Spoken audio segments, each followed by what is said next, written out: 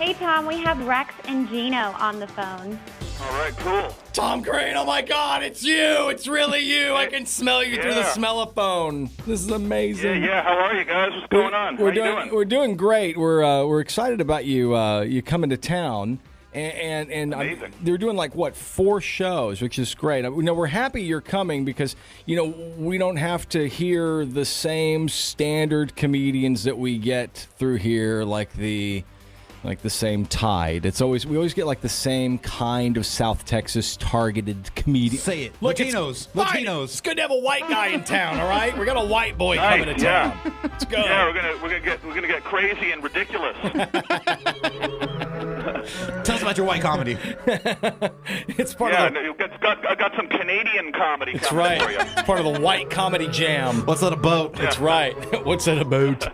Hey, I'm really looking forward to it. I'm looking forward to getting out there and having some fun with you guys. Now you've been doing stand up for how long now, or has it always been a stand up background? Well, it's I started when I was quite young, actually. 25 years ago or more. Yeah. But I stopped doing it when I started my show when I was a kid on public access TV. So I went on, did that show for many years, but I sort of hit the road again the last 5 or 6 years. I've been out on the road, pretty much touring all around the world, and I'm loving it. Now, do you feel like you? Because I feel like when I see classic Tom Green, I remember when you first really became mainstream and everybody was talking about you. You were all over the media, all over the place, and I'm like, God, this guy's just doing everything so differently than what we're used to. But then so many other guys really launched their careers off of what you started. Like Jackass wouldn't have been Jackass, and Borat never would have become, Borat. There's a lot of people out there that wouldn't have done what they did had you not made it, I guess, a little more acceptable and easy for them. Do they all owe you a little money? What's the deal? I don't know. I think everybody's doing their thing, and I've done fine, and they've all done great, and we're all doing good. So, it was an exciting time, though. When I started my show, it was those early days of before reality TV, but it was when there was video cameras were kind of a new thing. Yeah. And I think my friends and I kind of identified that very early on, that we could go take a video camera and go make some crazy stunts and some crazy pranks on the street, and make a television show in a way that was sort of different than anyone had ever made a television show before. So, I think the thing that really happened was when I got picked up by MTV, we went in there, and MTV was sort of a little bit confused by what it is that I wanted to do, and we sort of beat them down a little bit.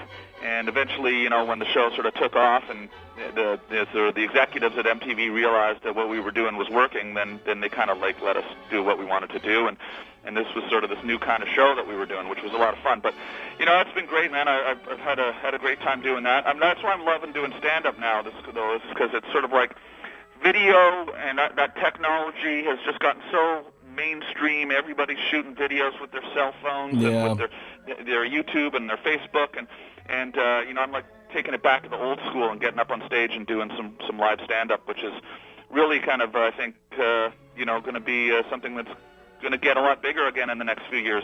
I think people want to get out and just get out and see some live comedy now. I think what you're saying, like love, it's a circle, Tom. It's a circle. You're the OP, original prankster. It all comes back around, It's like, okay, I think we're all bored with goofy, dumb, fake videos anyway. So yeah, stand-up definitely is a great thing. Have you done the whole Vegas scene yet? Have you done any of that, or are you? Yeah, I've been doing a lot of shows in Vegas the last year, and actually I was doing shows with. Did we lose him? Nope. Tom, you there? I've basically been touring around a lot all over the world, Australia and all over the U.S. and Canada and England. So it's been a good time. What's there? Okay, so when you get up on stage, what do you think people expect versus what you give them? Well, it just depends on the person, because there's a lot of people that are sort of following me on my website and know what it is that I'm doing with my stand-up now. Yeah. So I did a comedy special for Showtime a couple of years ago, which has been playing on Netflix. And so a lot of people come to the show expecting my stand-up. Then you have people that are just sort of know me from movies like Road Trip and Freddie Got Fingered and sort of the crazy MTV pranks and stuff. So, but the show definitely incorporates a lot of the tone of that. It's a pretty outrageous show that we're doing. It's a lot of fun, and But I also talk a lot about my opinions about the world and our addiction to social media and technology. So there's an element of social commentary in there. And I'm a bit older than I'm 43 years old now. I wasn't, when I'm not a kid anymore. Yeah. I've got a lot of strong opinions about the world we're living in, and I think getting up on stage and ranting about it and having a laugh at how ridiculous things are is a good cathartic experience for me. That's cool. I think that'll be interesting to watch because I'm not sure what people expect. I don't even know exactly what I'm expecting too. But I'm gonna have to go home and watch your stuff on Netflix. I've never seen you do your brand of stand-up comedy. I just have those fond memories of how long ago was the MTV thing? I mean, that's got to be, what is that, like 15 years ago? Yeah, it premiered in 1999 on MTV, so it's been like 15 years. Wow. But, it was a lot of that show was really rooted in some of it was rooted in stand up. We were the studio show, and then I did a monologue, and we sort of based it around. It was sort of intended to be like an insane version of Late Night with David Letterman, basically. So it's got a lot of its roots in stand up, and I started doing stand up when I was 15 years old, and I did it till I was about 20, and then in like a garage. What is a 15-year-old? He's like 15. Where do you perform? You ever been grounded and just like, man, there's just nowhere to I go? was performing at a comedy club in Canada called Yuck Yucks in Ottawa, which is a big comedy club up there. When you were 15? Yeah. That's crazy. Wow. Yeah, it's kind of a hard thing, when you're that young, because you really don't know what the hell you believe in, right? And you don't really know you don't really have a point of view. But so it's been a lot more exciting getting out and doing this as an adult, That is awesome. We definitely look forward to seeing it. When's it going to be here, Gino? What are the dates? It's October 9th and 10th. Okay. And there's 4 shows like you mentioned. All right, cool. We can go check it out on our Facebook pages. They're all linked up right there, so we can you follow guys you are on around. Twitter, right?